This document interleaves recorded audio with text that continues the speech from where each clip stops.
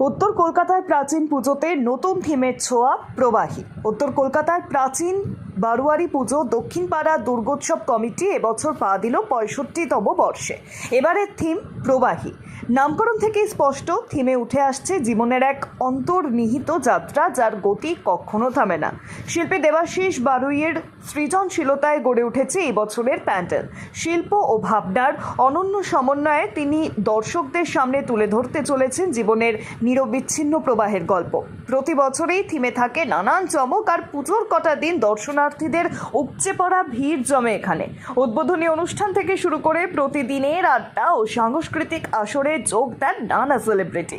Dumdum station থেকে সাঁতরাগাছি হয়ে কিছুটা দূরে অবস্থিত এই পুজো এখন উত্তর কলকাতার অন্যতম আকর্ষণ। প্রধান পৃষ্ঠপোষক হিসেবে রয়েছে ২৬ নম্বর ওয়ার্ডের পৌরমাতা কস্তুরী রায়চৌধুরী এবং রাজীব রায়চৌধুরী। এবারে প্রবাহীর থিম তাই উত্তর কলকাতার পুজোর মানচিত্রে নতুন মাত্রা যোগ করতে চলেছে।